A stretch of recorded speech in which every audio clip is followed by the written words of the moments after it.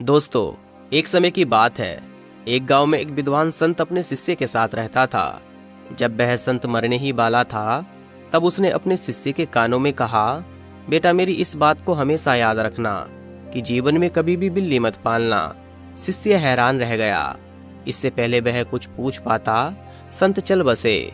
अब वह शिष्य दिन रात इसके बारे में सोचने लगा कि गुरुजी ने मुझे ऐसा क्यों कहा, और भला मैं बिल्ली क्यों पालूंगा। पर शिष्य जानता था कि उसके गुरु विद्वान थे और उनके द्वारा कहे गए शब्दों का गहरा मतलब होता था। एक दिन उसे अपने गुरु के मित्र का स्मरण हुआ। शिष्य उनसे मिलने गया और उन्हें अपने गुरु के बिल्ली ना पालने वाले अंतिम उपदेश के बारे में बताया और उसका अर्थ पूछा। संत मुस्कुराए और कहा, आपके गुरु ने कुछ शब्दों में ही जीवन का पूरा सार कह दिया है।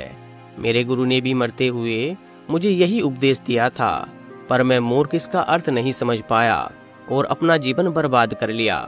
आज मैं इसका अर्थ तुम्हें समझाता हूँ, तुम इसे बड़े ध्यान से सुनना। जब मेरे गुरु ने मुझे बिल्ली पालने का अंतिम उपदेश दिया था, तब मैंने उसे व्यर्थ की बात समझ लिया और कभी उसका अर्थ जानने की कोशिश ही नहीं की।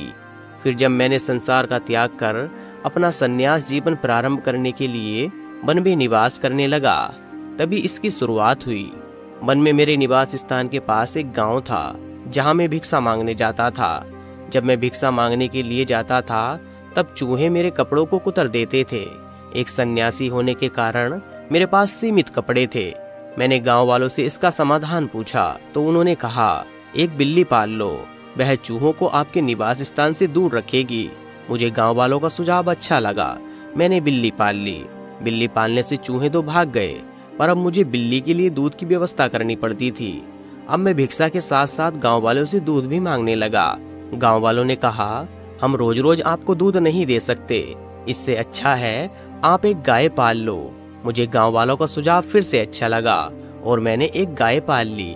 गाय पालने से दूध की समस्या तो खत्म हो गई, पर अब मुझे बिल्ली के साथ साथ गाय की भी देखभाल करनी पड़ती थी। उसके लिए घास की व्यवस्था भी करनी पड़ती थी, क्योंकि मेरे निवास स्थान के आसपास घास नहीं उगती थी। अब मैं भिक्षा के साथ साथ गांव वालों से घास भी मांगने लगा।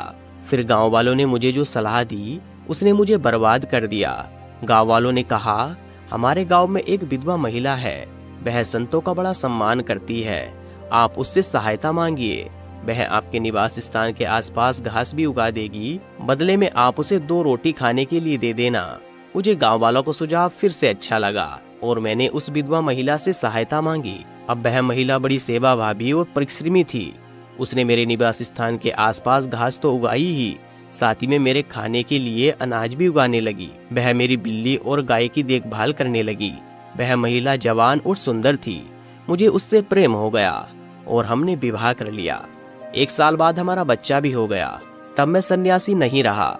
लोगों ने मुझे ठरकी कहकर संबोधित किया और भिक्षा देने से मना कर दिया, और अब मुझे अपने परिवार की रोजी रोटी के लिए दर दर भटकना पड़ता है। आपके गुरु ने कहा कि बिल्ली मत पालना।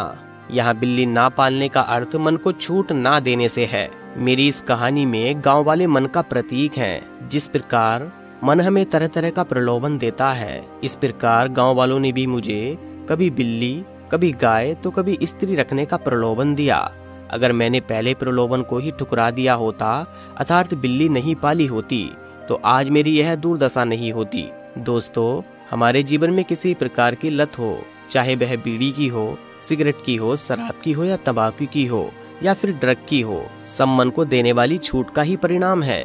हमारा मन हमें कहता है, बस एक बार ट्राई करो, उसके बाद दोबारा कभी मत करना। ट्राई करने के बाद हमें उसमें आनंद आने लगता है और फिर हमें उसकी लत लग जाती है। दोस्तों, इसीलिए मन के पहले प्रलोभन को ही सख्ती के साथ ठुकरा दो। दूसरे शब्दों में कहूँ तो बिल्ली मत पालो। कृपया इस वीडियो को अपने बच्चों और करीबियों के साथ अवश्य शेयर करें और उन्हें बिल्ली पालने से बचाएं। आपको सकारात्मक बनाए रखने की हमारी इस छोटी सी कोशिश के लिए एक लाइक जरूर कीजिए, ताकि YouTube इस वीडियो को और भी लोगों तक लेकर के जाए।